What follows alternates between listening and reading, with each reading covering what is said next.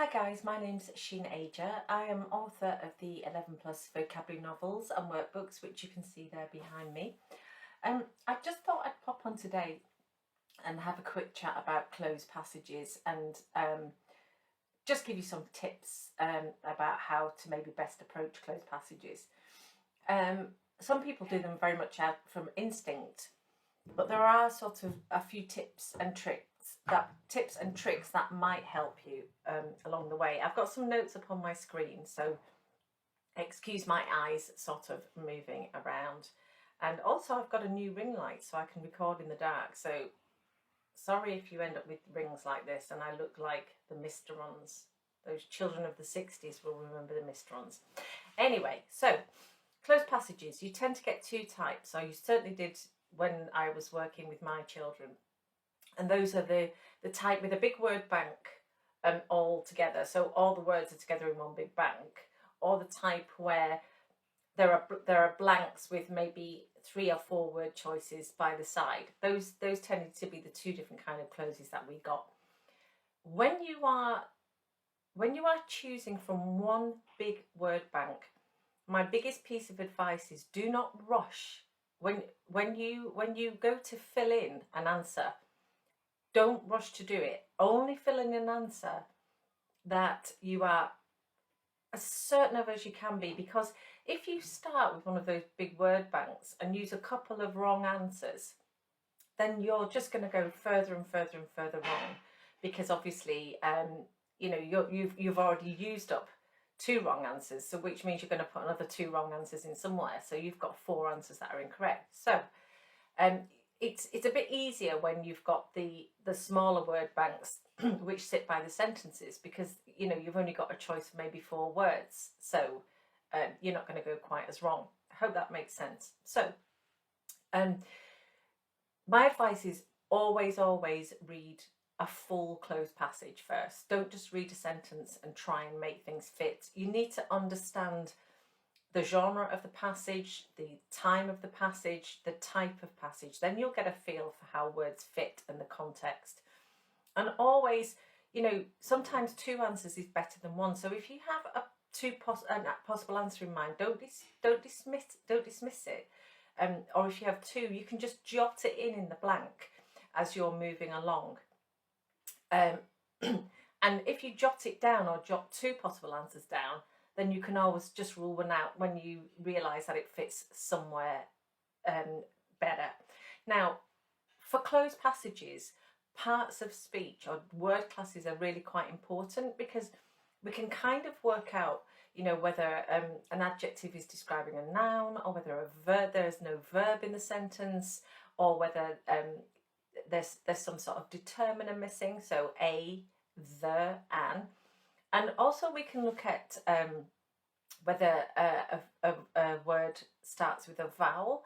And one thing that I do want to mention is we do have words that start with vowels but don't have vowel sounds. So like a university, a unicorn, you've got to watch for that, because it wouldn't be an, and that could throw a child off. It could be a, and they're looking for a particular word that fits in there, and university fits, so it's a university and not an, because they're thinking it needs to start with a vowel.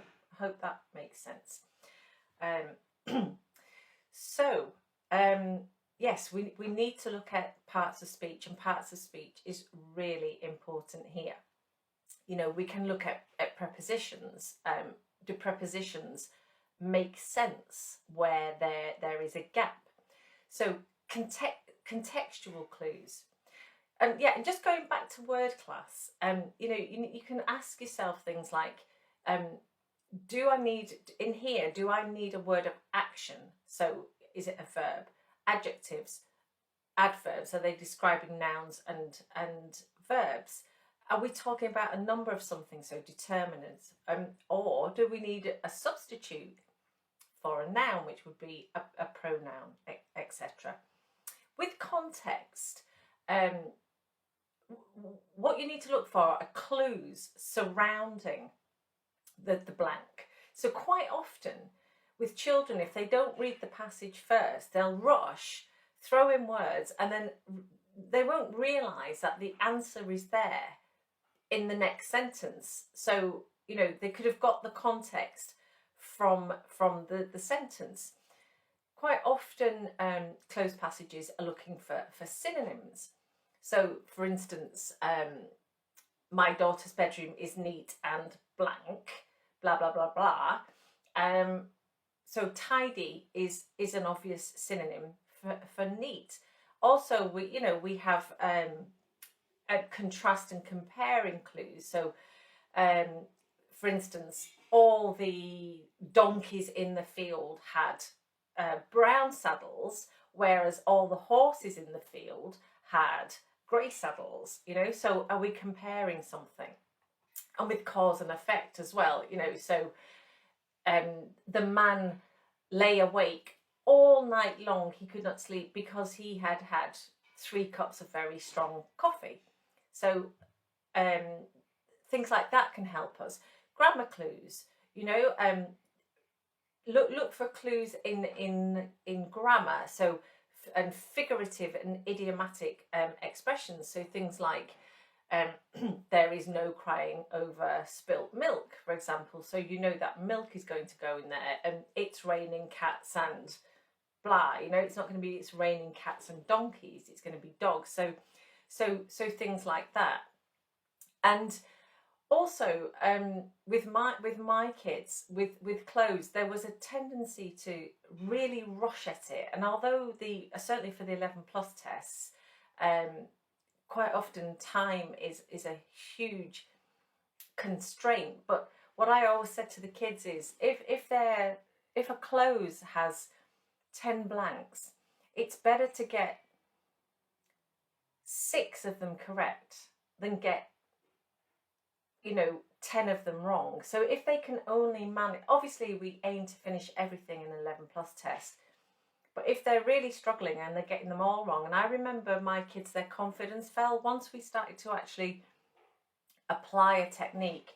They got much better, but it was slowing down, reading, understanding the context, thinking about parts of speech, but also only fill in a word if you're absolutely sure about it.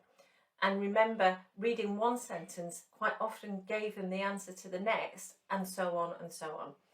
So I hope that helps. If I've missed anything, or if any tutors, because I'm not a tutor, and I always say this, if any tutors want to add anything in the comments, please do, because I'm sure there are lots of other tips that I've not thought of. Yeah, and I'll try and answer them, and I'll look forward to hearing your tips and tricks. Bye. Thanks.